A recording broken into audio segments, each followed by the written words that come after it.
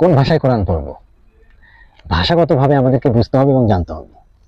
সৃষ্টিকর্তা যদিও আমাদেরকে আল কোরআন দিয়েছেন আরবি ভাষায়, কিন্তু এখানে বিষয়টা হচ্ছে যে কোনো চায়না কান্ট্রির লোক এসে কিন্তু বাংলা ভাষা বুঝবে না, বা আরব দেশের লোক এসে এই বাংলা ভাষা বুঝবে না।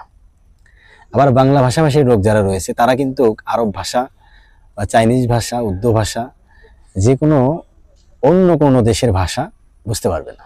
কেন বুঝতে পারবে না?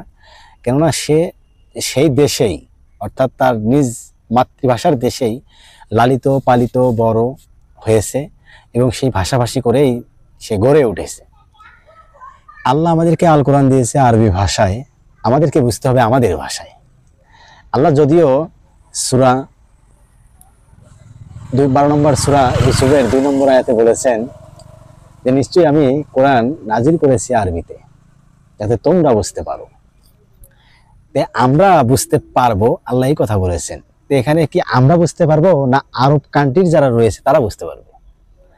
এই আয়াতটা মূলত দেওয়া হয়েছে মুহাম্মদ সাল্লাল্লাহু আলাইহি সাল্লামকে, এই আদেশ করা হয়েছে যে তাকে আরবিতে কোরআন দেওয়া হয়েছে, তার ভাষা ছিল আরবি এবং তিনি বুঝবেন এবং তার জাতিকে বোঝাবেন। এজন্যই তাকে আল্লাহ আদেশ করেছেন যাতে তোমরা বুঝতে পারো। কিন্তু আমি তো বুঝতে পারবো না, বা আমরা এই বাংলাদেশে যারা রয়েছি আমাদের মাতৃভাষা বাংলা, আমাদের পূর্বপুরুষের ভাষা বাংলা এবং আমাদের চলমান ভাষা হচ্ছে বাংলা। তাই আমরা বাংলা ছাড়া কি অন্য ভাষা বুঝবো না।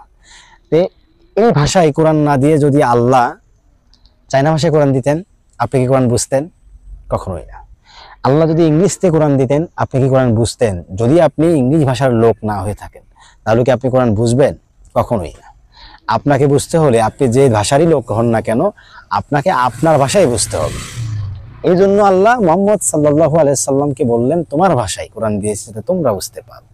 আবার আল্লাহ 13 নম্বর সূরা রাদের 37 নম্বর আয়াতে বললেন যে নিশ্চয়ই আমি কোরআন অবতীর্ণ করেছি আরবি ভাষায় এবং বিধানস্বরূপ তোমার নিকট জ্ঞান পৌঁছার পর বা জ্ঞান আসার পরে তুমি যদি তাদের খেয়াল খুশির অনুসরণ করো তবে আল্লাহ ছাড়া তোমার পক্ষে সাহায্যকারী বা অভিভাবক থাকবে না। তে এই কোরআনটা আল্লাহ বিধান স্বরূপ দিয়েছেন। এখন আসুন একটু বিধান নিয়ে কথা বলি। কোরআন আরবি ভাষায় দিয়েছেন, মুহাম্মদ সাল্লাল্লাহু আলাইহি সাল্লামকে দিয়েছেন, তার দেশের ভাষাতেই দিয়েছেন। তিনি আরব কান্ট্রির লোক ছিলেন বিধায় তাকে দিয়েছেন। এখন এই বিধান, এই কোরআনটা একটা বিধান। তাহলে এই বিধান মানতে গেলে, বুঝতে গেলে, জানতে গেলে সেই বিধানের ভাষাভাষী লোক হতে হবে আপনাকে। তাছাড়া আপনি বুঝবেন কিভাবে? তাহলে যদি আরবের বিধান বাংলাদেশে এসে সৌদি যুবরাজ যদি জারি করে বা বলে, এই বিধান কি কেউ